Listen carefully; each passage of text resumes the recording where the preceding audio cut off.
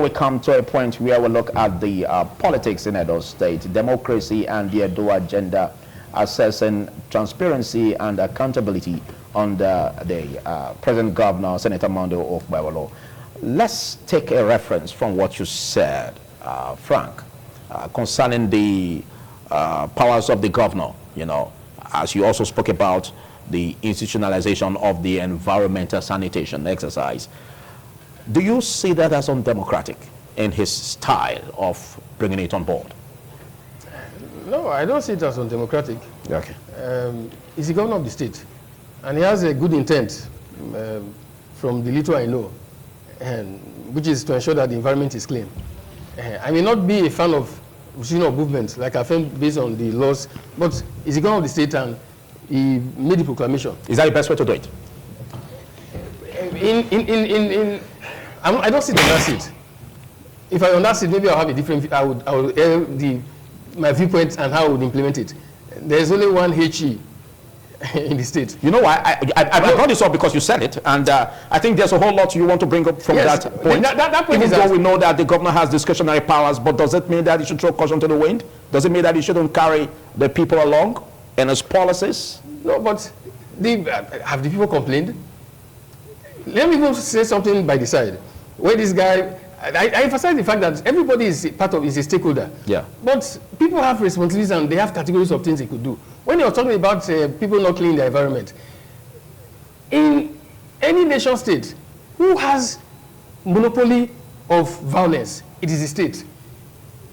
If a citizen doesn't want to do something, it is the state that can force them to do it. That is law enforcement. So that's why you cannot put the people in the same step with those in power. That is an established fact. Now, the issue of environmental sanitation, I personally don't fancy the restriction of movement because even when people are restricted from movement, he said it just now, people will stay in their house from 7 to 10 and they will not clean their places.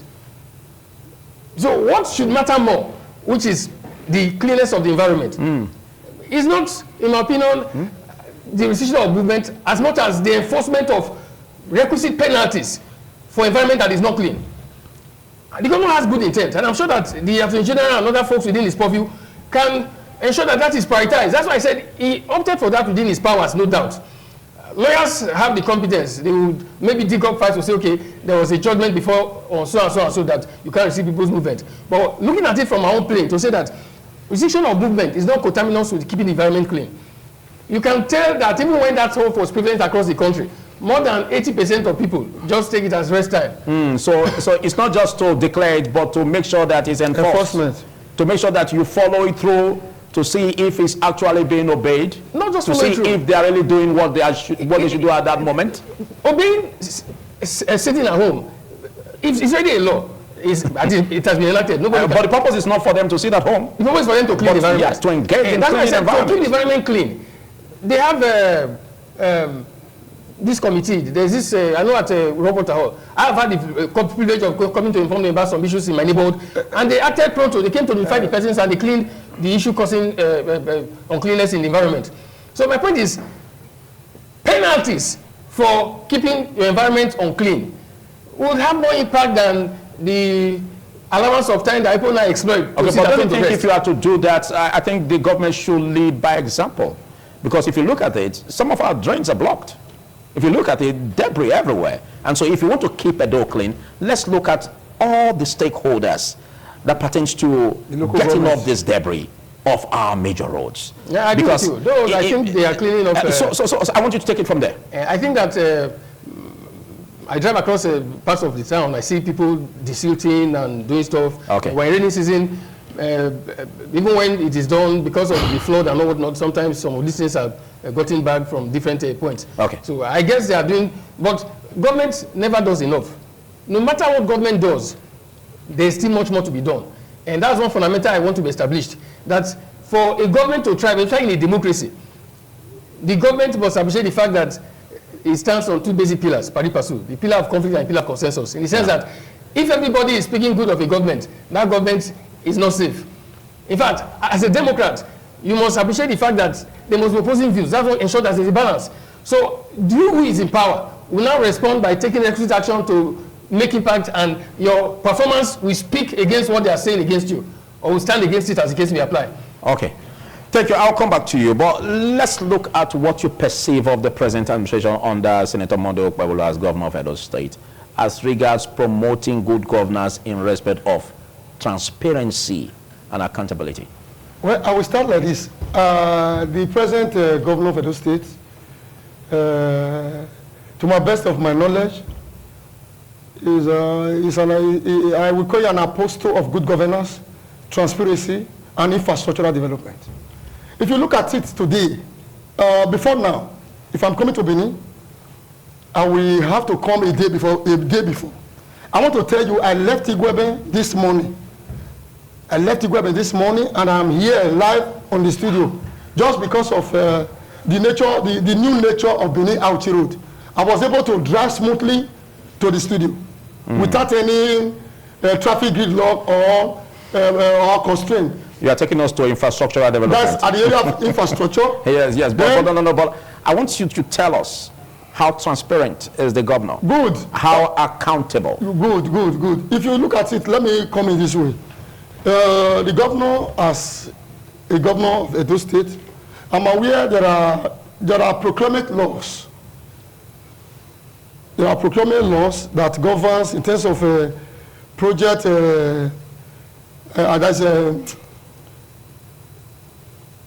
Project execution. Okay. And there is what we call specifications of project.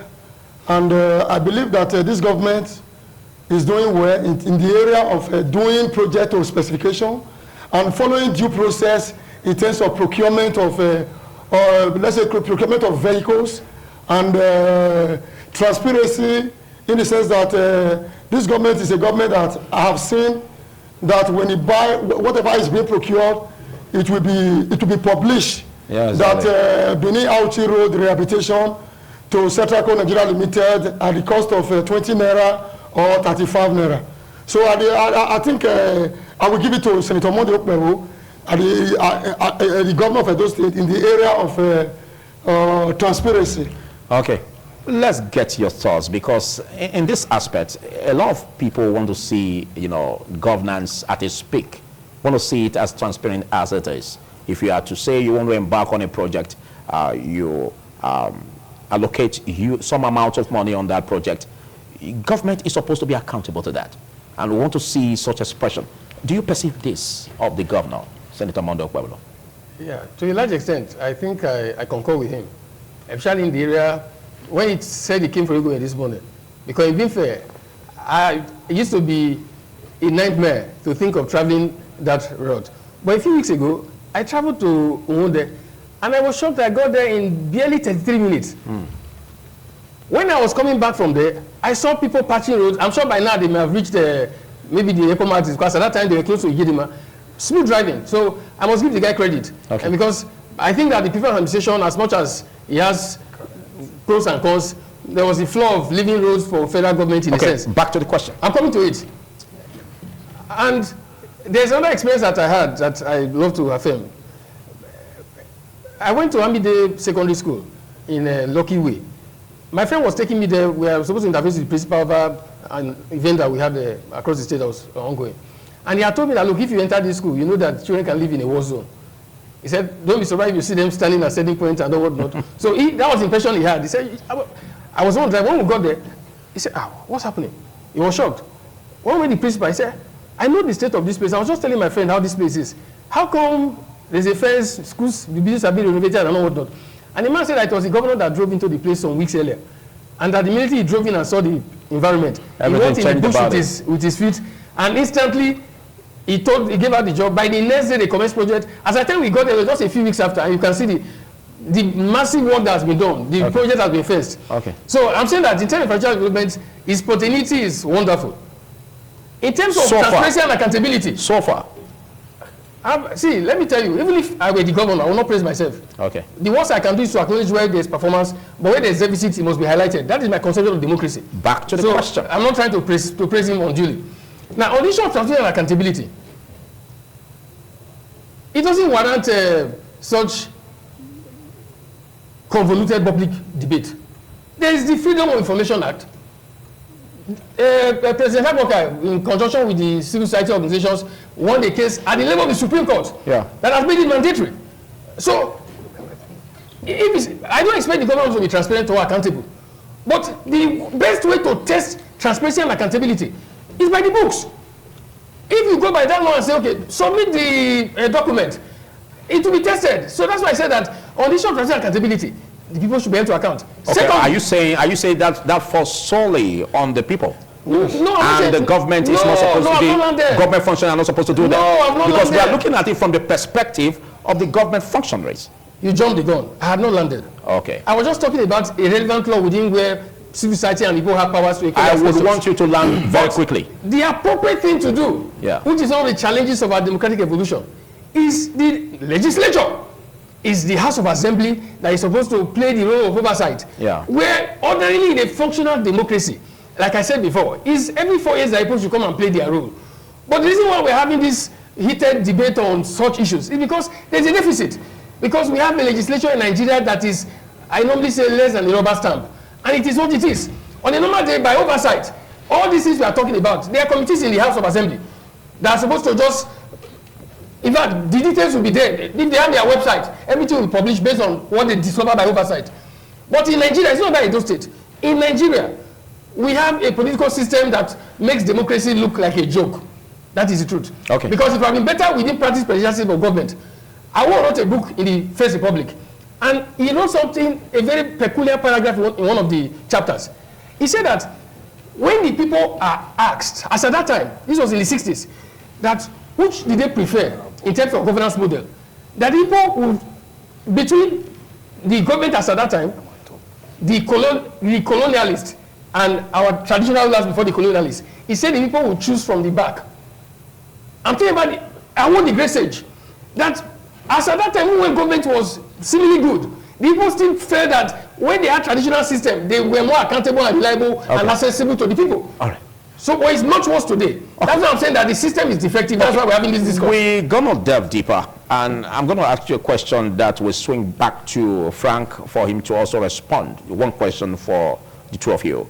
What do you see as an agenda that can be set for us to have accountability and transparency under the present leadership? In Edo today, I think the State House of Assembly, as it is, under the leadership of the President Speaker, is doing well in terms of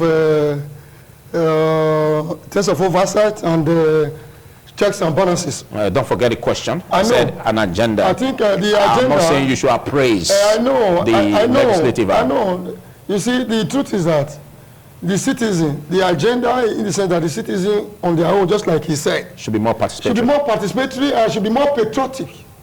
You see, the patriotism, that is paramount. It's a key if we must achieve the fundamental objectives of any government. So what you are saying is that it's very much at its lowest ebb that the citizenry don't question their leaders. That is the problem. And so there's need for us to have that. That is the problem of Nigerian democracy. Even the so-called civil society, many of them, they are not. Many of them are anti-government. Okay. Anti-government. At what level as a leader? Because you say that you pioneer, a body. Yes, Center for Democracy, good leadership, and economic justice. At your level, what have you done to question the leaders to make sure that there's transparency and accountability? Good. Just last week here, at the level of Edo Central, we moved around the 5 council areas. We interfaced with the council chairman and said, look, we want to know what, since you are as assumption of office, what you have show us what you have received from by way of allocation, and what you have generated, and let us also take us around so that we can also see your projects. I think for like about 3 local governments we have visited so far, it's quite impressive, and we are encouraged. All right, thank you. Let's get your point there. How can we set an agenda in Edo State for us to have more transparency and accountability, or has there been any? My first concern is whether we will have the money to set agenda. But the system is what it is. Like I said from the outset, until there's a rejig, there may be much progress. We run a political model where unfortunately we have governors as kings and the president as the king of kings. Okay, but how do you see, because I want you to tow it this way, how do you see the citizenry, engaging their leaders in this aspect of accountability and transparency, looking at Edo State as a focal point? Engaging their leaders. This discussion that is going on is part of it. You see, raising awareness, because we have a challenge, to tell the truth, where we have a network of tolerant victims. That has become the majority of the population we have, not just in Edo State, but in the country, where people prefer to go and die in the Trans-Sahara, crossing the sea, rather than stand up for their rights in their own neighborhood to ensure that the system works. So that's why I said discussions are ongoing. Civil society organizations, consolidation spread. It is ideas that brings about change. All right, once it's that bank of situation, I'm sure that will be a difference. We take a short break, after which we'll be running off on this segment. Do stay. TMI, every opinion counts. Esther, this morning on ITV. Let's join you, Benson. You continue from where you left off. Well, just like I said, we should have the State House of Assemblies should at least have before now. I can remember when Zakawan Garuba was speaker, when Bratamako was speaker, when Yibe was speaker. I think I have opportunity to stay in the gallery to see the grid commissioners in terms of oversight functions, try to ask them, you are awarded with a road for so and so amount. What is the what is the BOQ of the project? Who is the contractor, and what is the drainage system? Why is there still erosion at the Ubuyoko? You know, all those kind of things. You see, the state houses of assembly should be allowed to their responsibility in terms of oversight of the executive arm of government and other government relevant agencies. So, which means, like what you just said, from what we've had and comparing it to what we have right now, is just window dressing that the present assembly is doing. No, the present assembly is doing well, and I want them to do more. I thought that was why you took a retrospect. Yes, on how it was. Yes, they should do more. Okay. I'm not just saying that they are not doing. They are doing well. If you are elected, if you are at home, you will think that governance is whatever. But by the time you are involved, you will not know the kind of responsibility, the pros and the cons, what is involved. Okay, but a lot has been said concerning the democracy, the democratic process in Nigeria as regards the executive and the legislature. It's been said that the legislative arm is usually seen as an apron string to the executive. Can you perceive that of the Senator Mondo Okpebholo's administration? You see, I can still vividly, I can remember in my NCE days. In my NCE, I did political science, social studies. I think it was part of my project work. You see, democracy in Nigeria, one of the greatest obstacles that have rendered Nigeria, the evolution of democracy, especially in this Fourth Republic, is most of the state house of assembly being tied to the apron strings of the executive. But in Edo today, reverse is the case. I can see today in Edo State, we have a House of Assembly who is very, very proactive. The House of Assembly that is up and doing. The House of Assembly that checks the oversight functions of the executive. That is acting as checks to the executive. Can you give us some practical terms? Good. Just some weeks ago, Edo State House of Assembly invited the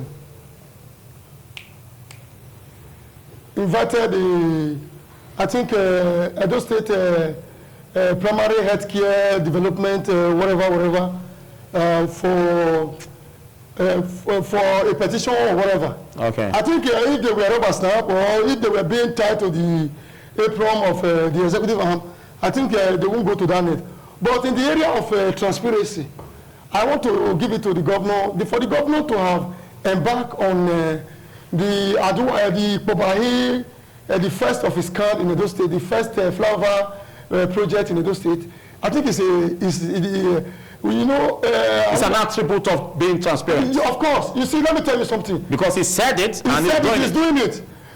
He told us that as a governor of Edo State, I will not put a signboard that this is a federal road, bear with us. Whether it's a federal road, whether it's a local government road, whether it's in a state road, subject to the availability of funds that is going to work on them. I want to tell you today that from Auchi to Igara, it's a federal road. I want to tell you massive construction is going on there. I want to tell you from Irua Specialist Teaching Hospital, Mopo Junction in Ekpoma, through Irua, through Ivory Romi, through down to Obiaja. It's a federal road. Okay, keeping to the promises he's made. Keeping to his promises is made. Which shows much transparency. She shows much transparency. Okay. Let's set an agenda, because why you have to react or you concur with what he said, but let's look at the brighter picture, because it's always been seen that the first 4 years for a governor or a president, they seem to be bright and they want to do well. But the last 4 years, which is the second term being given, they use that as flyaway. So can you set an agenda how the people can also hold accountable the government of the day? The only means by which people can hold the government accountable is by interrogating to ensure that the manifesto or the promises made are kept. Okay. Or interrogate why promises are not kept. You made reference to the flyover just now. And again, through their representatives in the legislative arm, I want you to also comment on that. The hallmark of the legislature is representation, lawmaking, and oversight. Those are the three fundamental roles that the legislature is supposed to play. That role is being played. I've made my conclusion from the outset. I said in Nigeria, the legislature, unfortunately, appears more like a rubber stamp. And I'm not blaming them in total. My blame, on a note of finality, dwells more on the system. Even the governors, the ones that you are saying that after first tenure, the second tenure you are thinking of, it is the system we operate. Nigerian political model as it is today is an investment venture that is dotted and crossed in all spheres. For you to become a governor, the kind of money you spend, it is so that if you lose, if you don't have backup, suicide may be less than what may happen to you. So we have a political system that ensures that things may not get better. That's why even the president is a victim in a sense. To contest for presidency in Nigeria, if you look at the statistics between 1999 and to date, where you need about 10 million to contest in 1999, today you may be looking for about 5 to 10 billion. Jeez. What is the minimum wage in the country? That is why you equally see that. But don't forget, we have a law that plays a caveat on the extent at which the amount of money that can be used, but it seems not to be enforced. If you want to talk about laws in Nigeria, you must first of all look at Nigeria from the standpoint of our law enforcement index. If you go to any country, one of the easiest ways to measure the extent to which law is prioritized in terms of law enforcement, just take a random entry into 4 or 5 police stations. I've attempted it in some countries in West Africa. Just enter Ghana, go to 3, 4, 5 police stations, and you wonder, you say, am I in America or in Europe, the way you get things addressed? Go to Burkina Faso, and go to Benin Republic, go to Niger, but in this country, just enter any station. That's why I said the trajectory is not positive. In 1999, when you go to a police station in Nigeria, they don't tell you to bring money to write a statement. But 2025, or in the past how many years, is that not the trajectory? That's why I'm telling you that in a nation where law enforcement index is very low, no matter the policies that the government makes, enforcement falls victim of that index. And that law enforcement index that is low is sustained by the system, because that's the only way they can keep coming back to power. How do we improve that? The way to improve it is to rejig the system. How do we rejig the system? See, the first thing is to ensure that the people's vote count, that those who they elect can be held to account. The same we have right now is such that people cannot be held to account. That's why, for me, I'm not even excited about the opposition in Nigeria, because the opposition is not strategic. The opposition looks at coming to power more from the standpoint of taking their turn as emperors or kings, and not as much as changing the system to ensure that power gets back to the people. That Demos and Kratos takes the pride of place, where it becomes the rule of the people. That is why you see them struggling to get power. They are not fighting for electoral reforms. If I were in the opposition, I want to contest for president, I look at the fact that if people have the right to make their choice with ease, it's easy for them to choose anybody they want who says the right ideal. But when that is not prioritized, they are only thinking of how to take over power and sustain themselves as much as possible. Oh, don't forget there's a bill in the House that will criminalize those who don't vote. That bill is a criminal. The bill itself is a criminal. Yes, yes. How do you see? My bro was talking about patriotism just now. Patriotism does not come. That could check voter apathy. It will not check it. It will not. It will not. The bill is dead already. It will not. It's dead or rather. See, in this country, see our poverty index. When you talk about this political system, it works for an infinitesimal few, the elite group. What is minimum wage today? 70,000. You can count the number of states that have started implementing 75 in Edo. Okay, Edo is 75. I don't even took the lead from the outset. Yes. Now, go and check from 1999 till date, the increase in minimum wage for civil servants. Compare it with the increase in allowances for political office holders. Okay. You realize why the citizens are more protective. All right, round off in 30 seconds. Frank, round off in 30 seconds. My second summary is very simple. The Nigeria trajectory is not some Uhuru song. On this path we are, there is no clear light at the end of the tunnel. That is the truth. Because it's a concentric circle that guarantees few steps forward and more steps backwards. The only way that things can change is for us to rejig the political system. When the president by which people emerge ensures that they are held to account, and not a case in which they get money from different sources, because the way we are going now, I'm making a prediction. A few years from now, bandits will have enough power in terms of resources. They will sponsor people to the Senate, and they will sponsor them to become the president. Right. Because the system is not properly checked and regulated. Thank you so much, Frank. Your final remarks on this. Transparency, accountability, equity, fairness, and justice. They are sine qua non to democracy and good governance. So on that note, our leaders must be transparent. They must be fair in everything they do. When all this is achieved, we will get to our political Eldorado.